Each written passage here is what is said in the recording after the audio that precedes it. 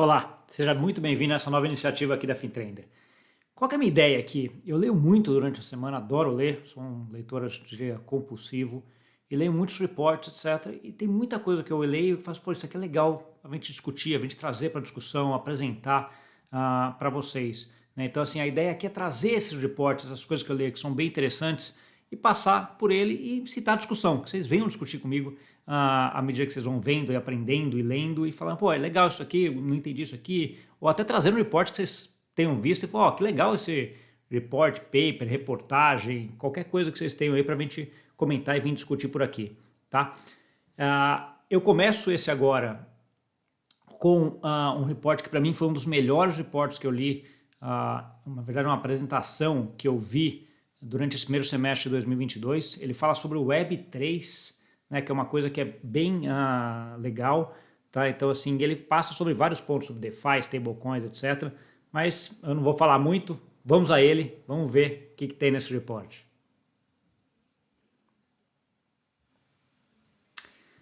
Então vamos lá, esse report é um report da A16, né, Crypto. Ele é um report, a A16 é um dos grandes fundos de investimento do mundo, um fundo de venture capital grande, até com vários investimentos em blockchain e cripto. Ele lançou esse report aqui que chama State of Crypto, mas a base dele é muito falar de Web3 e tudo que a gente tem em cripto. Então assim, eu vou passando aqui e fazendo highlights nos pontos que eu acho interessantes. Então vamos lá.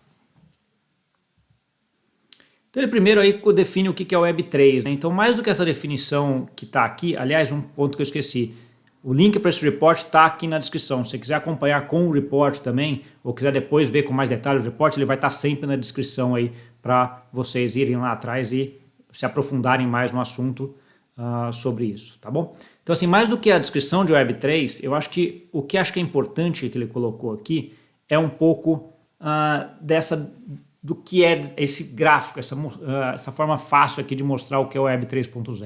Né? Então você tinha lá o Web 1, onde você basicamente lia, né, o que estava sendo escrito, era mais informativo.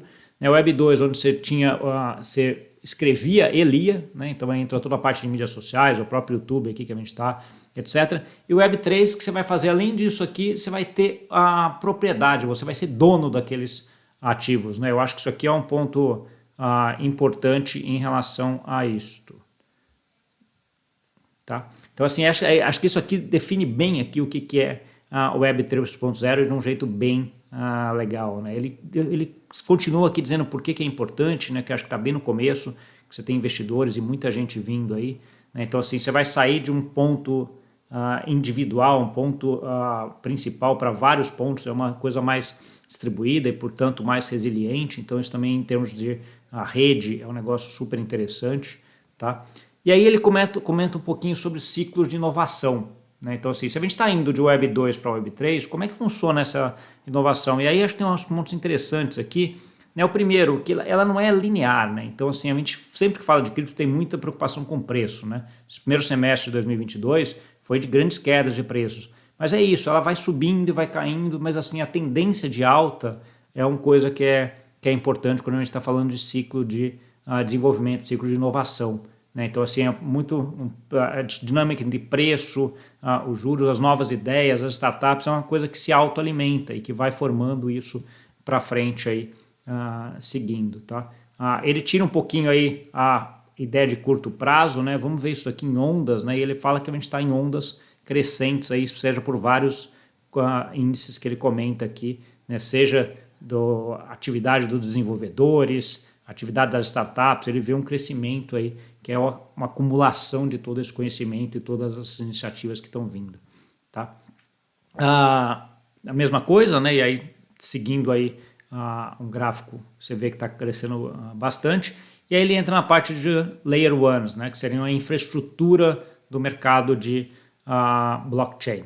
Tá? Então assim, ele comenta aqui, acho que é bem interessante esse gráfico, onde ele começa a parte de consenso, né? Ele vai comentar um pouco mais para frente sobre até o Ethereum, que vai ter agora uma atualização em meio de setembro de 2022, e ele fala exatamente sobre esses mecanismos de consenso e como é que sobre esses vários mecanismos de consenso que a gente tem aí dentro dessas infraestruturas. né? Então, assim, e já são infraestruturas significativas em termos de mercado, né? Então, assim, a própria Ethereum, que é a mais conhecida, maior, tem 5 milhões de endereços ali ativos, né? Uma coisa que surpreende muita gente que não está nesse mercado e que vê isso daqui é a Solana, né? A quantidade aí de transações da Solana, ela é efetivamente uma rede que prioriza muito a parte de velocidade, então isso acaba facilitando a parte de ter várias transações e com valores menores, tá? Mas independente das outras redes que vieram, você tem o Ethereum ainda como sendo a maior, né? Então, assim, o que você paga pelo fee de transação, na verdade, é um espaço no bloco da Ethereum que você vai pagar para colocar lá, para registrar, para ter o teu registro lá de uma forma que seja imutável, que seja garantida, etc. E o espaço no bloco da Ethereum é o mais caro disparado de todas as outras ainda, né? Então, assim, ela é certamente, nos últimos anos, de maior sucesso e aparentemente tem tudo para ser nos próximos anos também. Tá? Ele segue aqui um pouco com outras coisas, acho que uma coisa interessante também é esse nível de desenvolvedores, né? Quantos desenvolvedores vêm aqui nas redes, né? Então você vê aí a rede Ethereum, que tem a maior parte dos desenvolvedores. Isso aqui é importante porque é desenvolvedor que vai fazer a manutenção e as inovações nessas redes para frente, né? Ethereum é disparado aí a rede com maior número de desenvolvedores e crescendo, né? Você vê que ela tem um crescimento aqui para frente, tá bom? Quando a gente vai falando de Layer 1, Layer 1, que é essa camada principal de blockchain, a gente tem a camada segunda, né, que é a Layer 2, que a gente chama, que é a que vai dar escala, né? Então, assim, você tem aquele tripé que a gente fala de blockchain que é muito importante, que é entre segurança, velocidade e distribuição, né? Então, você não consegue pegar os três ao mesmo tempo, tá? Então, algumas redes, como a Solana, focou muito mais em velocidade, né? Então, assim, detrimenta um pouco de segurança ou distribuição, tá? No caso das redes de blockchain, o que se tem falado é que, ok, você deixa uma coisa ok nesses três e a parte da escalabilidade, a parte da velocidade, você faz numa Layer 2, né, num protocolo acima, né? Então, que ele vai basicamente, tem várias formas de fazer isso, mas a ideia é que você tenha lá, de cada 1000 transações que são feitas nessa Layer 2, você registra uma transação na Layer 1, tá? Para ficar tudo certinho. Aí você consegue fazer 1 para 1000, né? Um pouco dessa ideia, você tem toda a segurança, todos os protocolos, tem muita gente tentando isso. E é essa aqui que ele comenta. Acho que você tem basicamente duas formas de fazer isso, né? O Optimistic Rollup e o Zero Knowledge Rollup. Isso é uma coisa que, sinceramente, ainda é uma coisa que eu preciso entender mais. Então, se alguém tiver algum report que fale, explique sobre isso daqui, é muito legal, principalmente sobre o segundo. O Zero Knowledge é uma coisa que está bem na fronteira aí, está começando, né? Ele até coloca aqui, quando ele vai ver aqui os percentuais, né? Então a grande parte aí está na Optimistic, que é o maior disparado, mas o que você tem dos ZK rollouts é muito pouco ainda, né? Acho que está muito no seu começo, tá? E eles pagam fees para Ethereum para garantir a segurança, né? Então aquela ideia de cada 1000 que você registra na Layer 2, cada 1000 transações, você vai registrar na infraestrutura de baixo, que é Layer 1 da Ethereum. Tá? Então, assim, esse 1 para 1000 é a forma deles garantirem a segurança da Layer 2. Tá? E a ideia aqui é isso aí, a velocidade, né? A escalabilidade, né? Então, assim, se para mandar Ethereum dentro da rede Ethereum você pagou em média aí $4,48, você vai ter esses principalmente do Zero Knowledge ali, muito mais barato, né? Então, assim, as Layer 2 que não tiram Zero Knowledge já são mais baratas, né? Mas a outra é infinitamente mais barata. E aí você ganha escala e ganha uma quantidade de transações muito grandes para serem feitas. Tá? DeFi. DeFi, você sabe que eu adoro, né? Então, assim, a gente tem muitos problemas no mundo hoje, né? Pouca gente com conta em banco, muita gente com celular, pagamentos caros entre países, etc. E digital payments que está entrando forte aí no mercado, né? Em 2 anos foi de 0 para 100 bilhões aí. O que eu achei interessante mais aqui é um pouco mais para frente que ele compara com os americanos aqui, né? Então, DeFi hoje, pelo volume que tem, e aí a gente está falando de maio, tá, ele caiu um pouco, mas naquele momento era o 31º banco americano, né? Então, ou seja, já é considerável, é muito pequeno, né? Olha o tamanho que tem para crescer ainda, né? Mas já tem alguma representatividade, tá?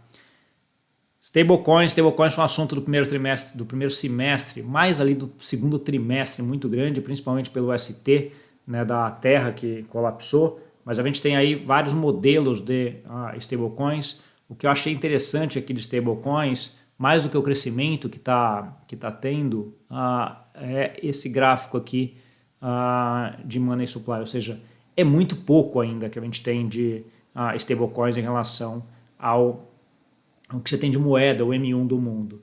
Tá? Por outro lado, ele já começa a aparecer ali e já começa a levantar pontos em relação à digitalização da moeda. Né? Então, assim, a stablecoin é uma das formas de você transformar as moedas em moedas programáveis.